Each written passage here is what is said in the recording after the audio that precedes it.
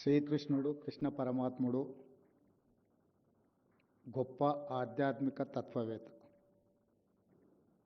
ఎంతటి సంక్లిష్ట సమస్యకైనా పరిష్కారం చూపించగలిగిన, నిరాశ నిస్పృహలతో కొట్టుమిట్టాడుతున్న వాళ్లకు సంపూర్ణమైన నమ్మకాన్ని, విశ్వాసాన్ని కలిగించి కార్యోన్ముఖులను చేసి కథన రంగంలో యుద్ధ తంత్రాన్ని ముందుకు నడిపించగలిగి దుష్ట శిక్షణ శిష్ట రక్షణ అనే గొప్ప సందేశాన్ని ఈ కలియుగానికి అందించింది శ్రీకృష్ణ భగవానుడు. వారి జన్మాష్టమి సందర్భంగా అందశ్రీ గారు, శ్రీనివాసరాజు గారు ఈ హసిత బాష్పాలు పుస్తకావిష్కరణ దీనికి మీరు రావాలి అని నన్ను ఆహ్వానించినప్పుడు నాకు కొంచెం ఉన్నట్టు మాట్లాడడం అలవాటు. శ్రీరామ్ గారు అని మేమంటున్నాం, శ్రీరామ్ సార్ అని మీరు అందరూ అభిమానంతో పిలుచుకుంటారు. వారి పట్ల వారి గొప్పతనం గురించి నాకు పెద్దగా తెలీదు. ఒక శుభకార్యంలో కలిసినప్పుడు శ్రీనివాసరాజు గారు నాకు పరిచయం చేసినట్టు నేను జస్ట్ క్యాజువల్గా చేయగలిపి ముందుకు వెళ్ళినా అని వారు నాకు గుర్తు చేసిండ్రు. సాధారణ దుస్తులో గొప్ప వ్యక్తులు ఉంటారని నేను ఎప్పుడు పెద్దగా భావించలేదు. గొప్ప వ్యక్తులు ఆడంబరమైన వస్త్రాలను ధరించి సామాన్య ప్రజల కంటే మేము అతీతులమన్న విధంగా చూసే అలవాటు పడ్డ మనము నిరాడంబరంగా మనతో కలిసి ఉండే వాళ్ళను గుర్తించే గొప్పతనం నా దగ్గర లేదు. వారు చెప్పినప్పుడు కూడా నేను అంతగా ఆలోచన చేయలే. కానీ 2 రోజుల క్రితం నేను వ్యక్తిగతంగా అభిమానించి గౌరవించి 4 కోట్ల తెలంగాణ ప్రజలు ఒక స్ఫూర్తిని పొంది లక్షలాది మంది విద్యార్థులు కాకతీయ ఉస్మానియా యూనివర్సిటీలో తెలంగాణ ఉద్యమంలో ఉప్పెనగా మారి జయ జయ హే తెలంగాణ పాడుకుంటూ తెలంగాణ రాష్ట్రాన్ని సాధించడానికి కార్యరూపాన్ని ఇచ్చిన అందశ్రీ గారు వచ్చి, శ్రీరామ్ సార్ గొప్ప వ్యక్తి, మీరు ఆ పుస్తకావిష్కరణకు రావాలని చెప్పినప్పుడు నేను నిర్ణయించుకున్నా. అందశ్రీ గారే గొప్ప వ్యక్తి అని చెప్పినప్పుడు ఖచ్చితంగా వారిని కలవాలి, ఆ పుస్తకావిష్కరణలో పాల్గొనాలి. తప్పకుండా రావాలనే కార్యక్రమాన్ని పెట్టుకొని పక్క రాష్ట్రానికి వెళ్ళినా సరైన సమయానికి రావాల్సిందే అని చెప్పి ఈరోజు ఈ కార్యక్రమానికి రావడం జరిగింది. వచ్చే ముందు ఏమీ తెలియకుండా వస్తే కూడా బాగుండదు, ఏమైనా తెలుసుకుందాం అని ప్రయత్నం చేస్తే శ్రీరామ్ సార్ పాలమూరు జిల్లావాడు, మల్దకల్ గ్రామం, గద్వాల ప్రాంతం అంటే నడిగడ్డ ప్రాంతం నుంచి ఒక గొప్ప వ్యక్తి రావడాన్ని నాకు తెలియని సంతోషాన్ని ఇచ్చింది. ఆనాడు సురవరం ప్రతాప్ రెడ్డి గారు కావచ్చు, లేదా ఆ ప్రాంతంలో నుంచి వచ్చిన కవులు, కళాకారులు పోరాటానికి స్ఫూర్తి ఇచ్చిన వాళ్ళే కాదు, మొట్టమొదటి హైదరాబాద్ రాష్ట్రానికి ముఖ్యమంత్రిగా బాధ్యత వహించిన బూరుగుల రామకృష్ణారావు గారు కూడా ఆ జిల్లా వాసి. మేము ఎప్పుడు గొప్పగా చెప్పుకుంటూ ఉంటాం. మా పాలమూరు జిల్లాలో ఉత్తమ పార్లమెంటేరియన్ జయపాల్ రెడ్డి గారు ఉన్నారు. తెలంగాణ ఆనాడు హైదరాబాద్ విముక్తిలో కవిగా సురవరం ప్రతాప్ రెడ్డి గారు, కొత్తగా ఏర్పడ్డ రాష్ట్రానికి మొదటి ముఖ్యమంత్రిగా ఒక పాలమూరు బిడ్డ ఉన్నాడు. అలాంటి ప్రాంతం నుంచి, నల్లమల అటవీ ప్రాంతం నుంచి వచ్చిన నేను ఎప్పుడూ గర్వంగా గొప్పగా అనుకుంటూ ఉంటాను. ఈరోజు మీరందరూ అభిమానించి మీరు శ్రీరామ్ సార్ అని పిలుచుకునే బిడ్డ కూడా పాలమూరు బిడ్డ వారి పుస్తకావిష్కరణకు రావడం అనేది యాదృచ్ఛికం, కానీ ఇది దైవ సందేశమే. ఎందుకంటే ఏ కోణంలో చూసినా ఈ పుస్తకావిష్కరణ నేను రావడానికి అవకాశాలు చాలా తక్కువ ఉన్నాయి. ఎందుకంటే నేను పుస్తకావిష్కరణలు కానీ లేకపోతే ఇలాంటి కార్యక్రమాలు కొంచెం తక్కువనే, నేను రాజకీయ కార్యక్రమాలకే ఎక్కువ ప్రాధాన్యత ఇస్తాను. అక్కడైతే మాకు స్వేచ్ఛ ఉంటుంది మాట్లాడడానికి, మేము మాట్లాడిందే అక్కడ ఫైనల్. ఇక్కడ అలా కుదరదు. ఆచి తూచి తూకం వేసి ప్రతి పదాన్ని ఒద్దిగా పేర్చి మాట్లాడాల్సిన పరిస్థితి ఉంటుంది. మళ్ళీ దీనికోసం చదువుకోవాల్సిన బాధ్యత ఉంటుంది. అందుకే నేను ఎక్కువ అలాంటి కార్యక్రమాలకు వెళ్ళను. కానీ అందశ్రీ గారు వారు ఖచ్చితంగా నాయన నువ్వు రావాలి, నేను ఆత్మహత్య చేసుకోవాలని భావించినప్పుడు వారి నీడ నన్ను తాకింది, నా జీవితంలో గొప్ప మార్పు ఈరోజు అందశ్రీని కాగలిగినని వారు చెప్పినప్పుడు తప్పకుండా వెళ్ళాలి, వెళ్ళి కలవాలి అని ఇక్కడికి వచ్చిన. నేను రావడం మీ అందరినీ చూసిన తర్వాత నా నమ్మకం రెండింతలైంది. నిజంగా వారు గొప్ప వ్యక్తి. నేను స్వయంగా తెలుసుకునే అవకాశం వచ్చినా రాకపోయినా మీ అందరినీ చూసిన తర్వాత అందశ్రీ నుంచి మొదలు పెడితే నూరి దత్తాత్రేయులు వరకు వారిని వ్యక్తిగతంగా అభిమానిస్తున్నారు అని అంటే ఖచ్చితంగా వారు ఆదర్శంగా తీసుకోవాల్సిన గొప్ప వ్యక్తి అని నేను ఈరోజు భావిస్తున్నాను. తెలంగాణ సమాజం కవులకు పోరాటానికి స్ఫూర్తినిచ్చిన గడ్డ.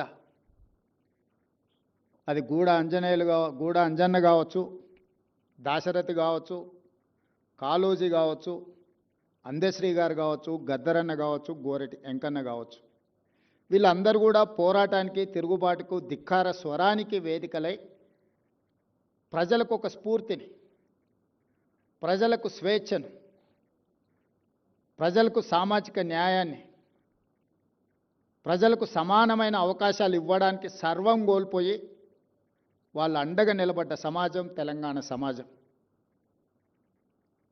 చాలామంది మేము ఉద్యమకారులం, ఉద్యమాల నుంచి వచ్చినామని చెప్పుకుంటూ ఉంటారు. కానీ నిజమైన ఉద్యమకారుడు ఎవరు? నేను ఉద్యమకారుని అని చెప్పుకోలే. దానికి ఉదాహరణే అందశ్రీ గారు. చెగువేరా నుంచి మొదలు పెడితే అందశ్రీ వరకు ఉద్యమంలో ప్రజలకు స్ఫూర్తినిచ్చి లక్షలాది మందిని ఉద్యమ బాటను నడిపించి విజయ పథం వైపు నడిపించిన వాళ్ళు సర్వం కోల్పోయారు. ఆస్తులు కోల్పోయారు, అంతస్తులు కోల్పోయినరు, వాళ్ళ కుటుంబాలు నిర్లక్ష్యానికి లోనైనాయి. కానీ కొద్దిమంది వ్యక్తులు ఉద్యమకారులమని చెప్పుకునే వాళ్ళకు టీవీలు వచ్చినాయి, పేపర్లు వచ్చినాయి, ఫామ్ హౌజులు వచ్చినాయి, వేల కోట్ల పెట్టుబడులు వచ్చినాయి. అయినా మేము ఉద్యమకారులమని చెప్పుకుంటూ ఉంటారు. ఈ రెండిటికున్న అంతరం ఏందో అందశ్రీ గారే చెప్పాలి. నాకైతే అర్థం కాలే ఇప్పటివరకు. మేము ఉద్యమాన్ని కూడా ఆసరగా చేసుకున్న రాజకీయ నాయకులమే అని నేను అనుకుంటా తప్పితే ఉద్యమకారులని గొప్ప పదాన్ని మాకు మేము ఆపాదించుకుంటే అది సరైనది కాదేమో అని నేను అనుకుంటా. రాజకీయ ఉద్యమం నేపథ్యంలో రాజకీయ ప్రయోజనాన్ని అంచనా వేసుకొని గాలి ఏ వైపు వీస్తుందో అంచనా వేసుకొని గాలికి అనుకూలంగా ప్రణాళికలు సిద్ధం చేసుకొని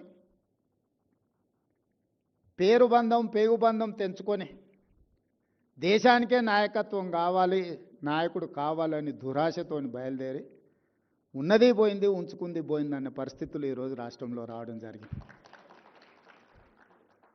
కానీ ఓ అందశ్రీ, ఓ గద్దర్ వాళ్ళు ఏం ఆశించలే, ప్రజల స్వేచ్ఛను ఆశించారు. ప్రజల భావన, ప్రజల యొక్క ఆలోచన, ప్రజలకు ప్రేరణనివ్వాలి, ప్రేరేపితం చేయాలి, ప్రజల్ని నడిపించాలన్న ఒక సంకల్పంతో వాళ్ళు ముందుకు నడిపించారు. అందుకే 10 సంవత్సరాల ప్రతిపక్షంలో ఉన్నప్పుడు కానీ, అంతకంటే ముందు 10 సంవత్సరాలు తెలంగాణ ఉద్యమంలో ప్రజాప్రతినిధిగా పాల్గొన్నప్పుడు కానీ, ఈనాడు 20 నెలలు తెలంగాణ రాష్ట్ర ముఖ్యమంత్రిగా బాధ్యత స్వీకరించిన తర్వాత కానీ ఏ రోజు కూడా అందశ్రీ గారి పట్ల మొదటి రోజు ఉన్న గౌరవం ఈ రోజు వరకు ఆ గౌరవం పెరిగింది తప్ప ఎక్కడ తగ్గలే. ఈరోజు చాలామంది నీకు అధికారం వచ్చింది కదా, నిన్ను ఇబ్బంది పెట్టిన వాళ్ళని ఏదైనా చేయడానికి నీకు అవకాశం ఉంది కదా అంటే నేను చెప్పిన, నేను ఎవరిని శత్రువులుగా చూడను. నేను శత్రువుగా చూడాలంటే కూడా వాళ్ళకి ఆ గొప్పతనం ఉండాలి, ఆ స్థాయి కూడా ఉండాలి. నేను ఒక సామాన్యమైన గ్రామీణ ప్రాంతం నుంచి, వ్యవసాయ కుటుంబం నుంచి సరిగ్గా 17 సంవత్సరాలు 2006లో జిల్లా పరిషత్ మెంబర్గా ఇండిపెండెంట్గా గెలిచిన, 2007లో ఎమ్మెల్సీగా ఇండిపెండెంట్గా గెలిచిన, 2009లో మొదటిసారి ఎమ్మెల్యేగా గెలిచిన, 2014 రెండోసారి ఎమ్మెల్యేగా గెలిచిన, 2019లో పార్లమెంట్ సభ్యుడు, దేశంలోనే పెద్ద పార్లమెంట్ నియోజకవర్గమైన మల్కాజ్గిరి పార్లమెంట్ సభ్యుడిగా గెలిచిన, 2023లో తెలంగాణ రాష్ట్రానికి ముఖ్యమంత్రిగా కాగలిగింది. గ్రామీణ ప్రాంతం నుంచి, వ్యవసాయ కుటుంబం నుంచి, మధ్యతరగతి ఉమ్మడి కుటుంబంలో పెరిగిన నేను ఇంత గొప్ప అవకాశాన్ని 4 కోట్ల తెలంగాణ ప్రజలు ఇస్తే, ఈ అవకాశాన్ని 4 కోట్ల తెలంగాణ ప్రజల యొక్క సంక్షేమం కోసము, అభివృద్ధి కోసము, ఈ ప్రాంత అభ్యున్నతి కోసం ఉపయోగించకుండా నాకెవరో నచ్చలేదనో, నాకెవరి మీద కోపం వచ్చిందనో నేను ఈ అధికారాన్ని ఒకవేళ వినియోగిస్తే నాకంటే మూర్ఖుడు ఇంకొకడు ఉండడు అని నేను భావిస్తున్నాను.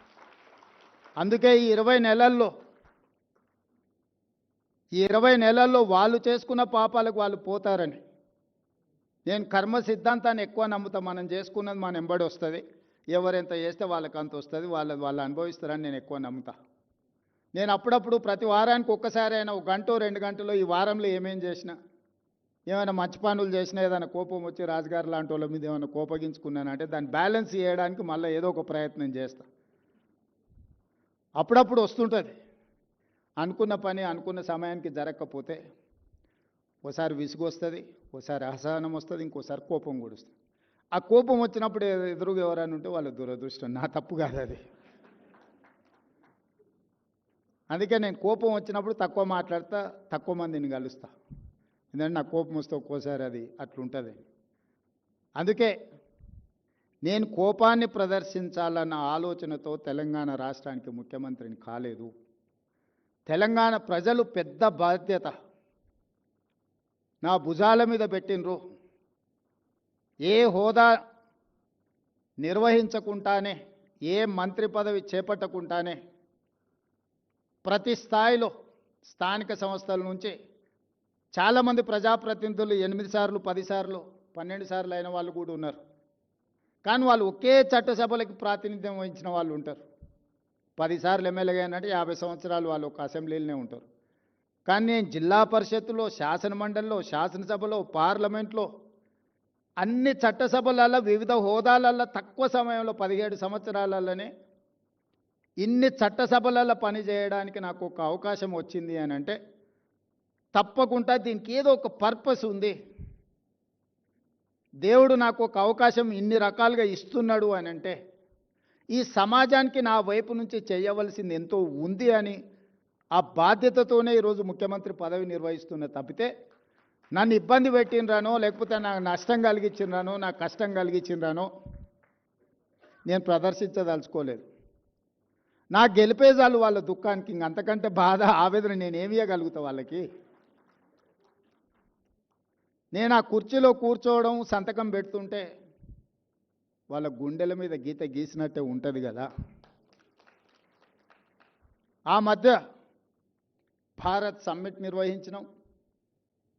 ఆ తర్వాత ప్రపంచ సుందరీమణుల పోటీలు కూడా హైదరాబాద్ నగరంలో నిర్వహించినాం. అప్పుడు కొంతమంది విమర్శించారు. వాళ్ళు పర్యటనకు వచ్చినప్పుడు కమాండ్ కంట్రోల్ రూమ్ కానీ, సెక్రటేరియట్ కానీ, ఇతర కట్టడాలన్నీ మేం కట్టినవే చూపించినావు కదా, నువ్వేం చేసినావు అని.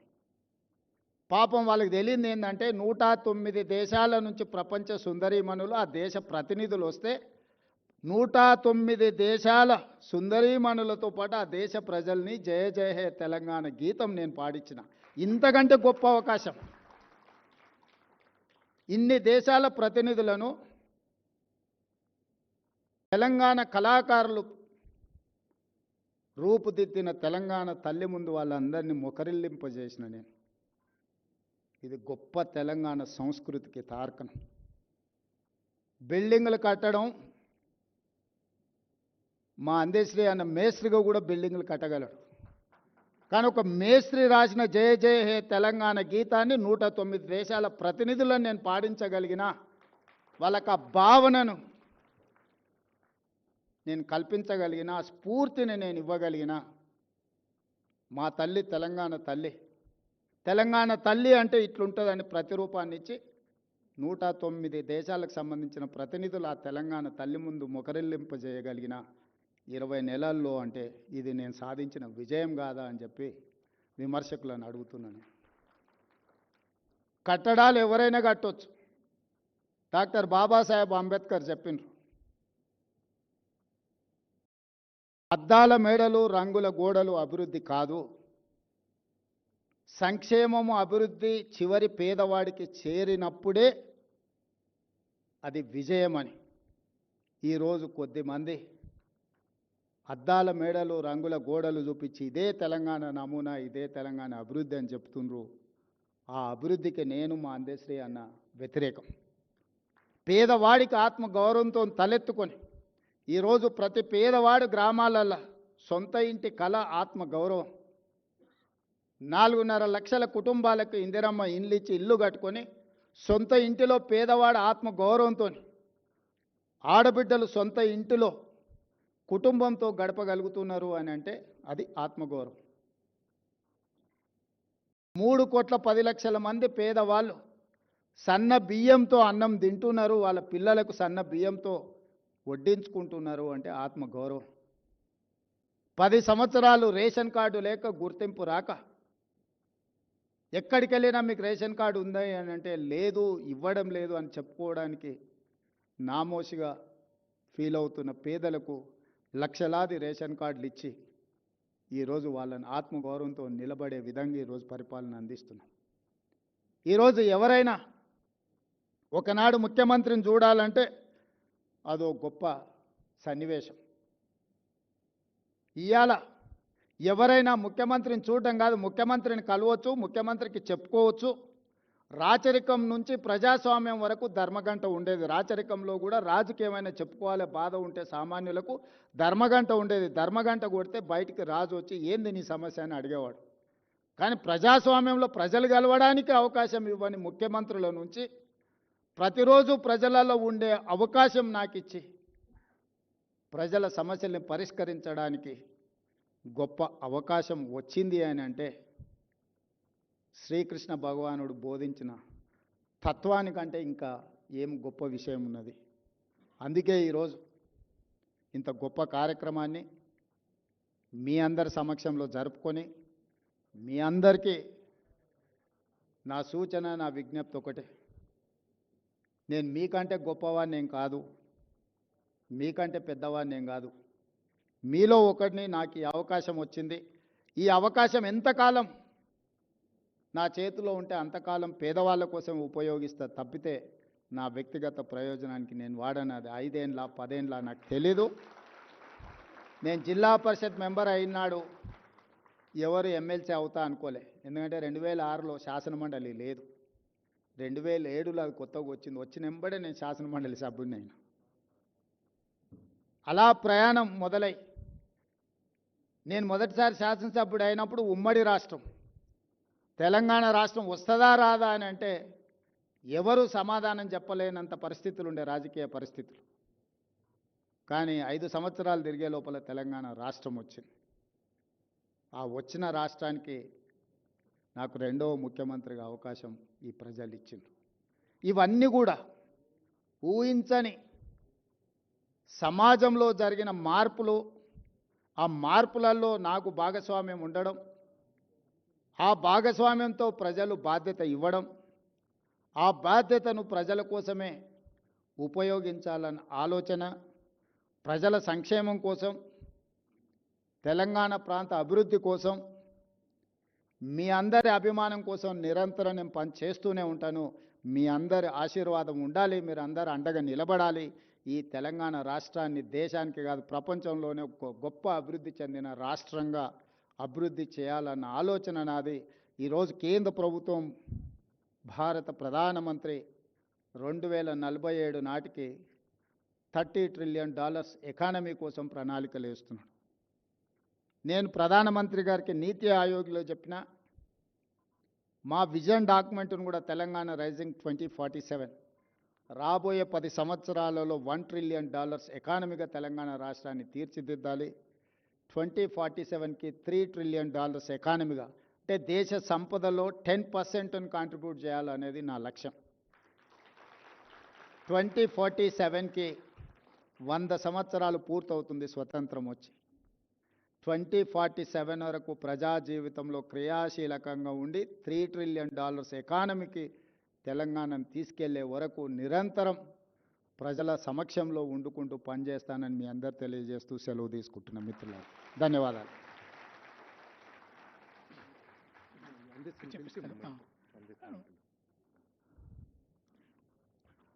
రాష్ట్రాధినేతగా తెలంగాణ రాష్ట్రాభివృద్ధికై తనకంటున్న కలను, కర్తవ్యాన్ని, లక్ష్యాన్ని, ప్రజాప్రభుత్వం చేస్తున్న పాలనా విధానాన్ని తన అమూల్యమైన సందేశంతో తనదైన విలక్షణ శైలితో మనకు సందేశాన్ని ఇచ్చిన ముఖ్యమంత్రి వర్యులకి ధన్యవాదాలు తెలుపుతూ, ఇప్పుడు అందశ్రీ గారు గౌరవ ముఖ్యమంత్రి వర్యులకి బొకే ఇవ్వవలసిందిగా కోరుతున్నాను. బొకే అండ్ షాల్ ఇచ్చి వారిని సత్కరిస్తారు. వేణు గారు ఉన్నారు, వారు దయచేసి ఆ బొకేను తీసుకురావాల్సిన కోరుతున్నాను.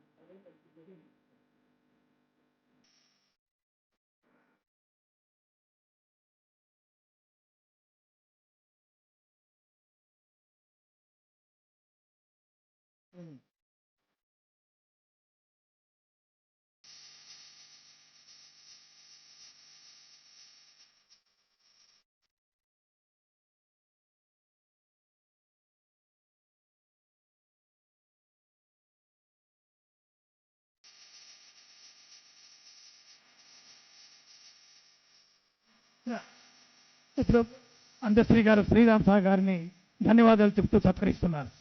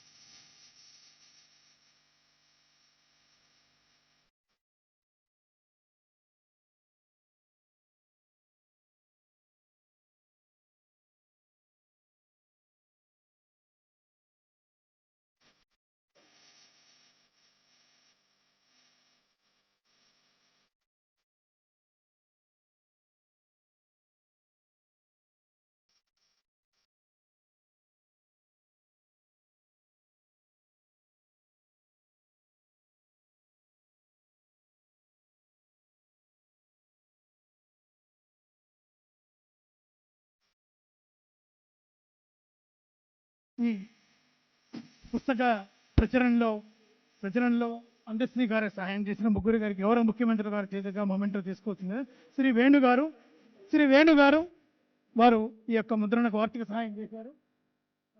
వేణుగారు, జీకే శ్రవణ్ కుమార్ గారు ఆర్టిస్టు, అందమైన చిత్రాలు గీసినటువంటి శ్రవణ్ కుమార్ గారు. శ్రీ మారుతి గారు డిడిపి వర్క్ చేశారు. మారుతి గారు. శ్రీ వైవి రెడ్డి గారు, ఈ ముద్రణ వైవి రెడ్డి గారు.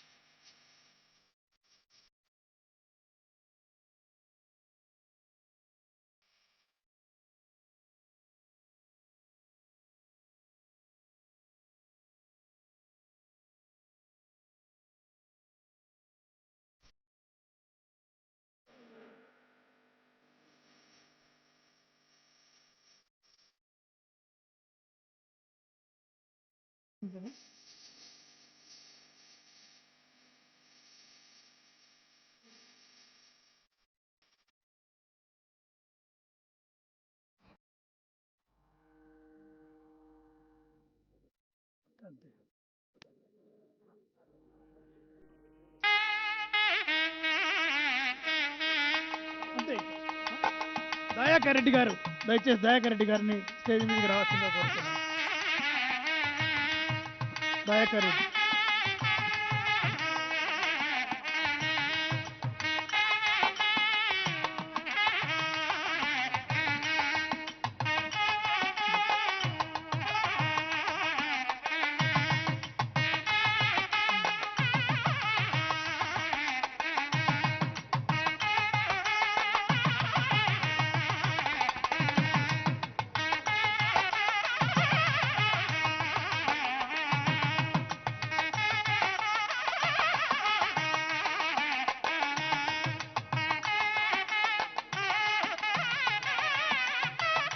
గౌరవ ముఖ్యమంత్రి గారికి మరొక్కమారి అందరి తరఫున ధన్యవాదాలు చెప్తూ కరతాళ ధ్వనులతో వారికి మన ధన్యవాదాలు తెలియజేయవలసిందిగా కోరుతున్నాం.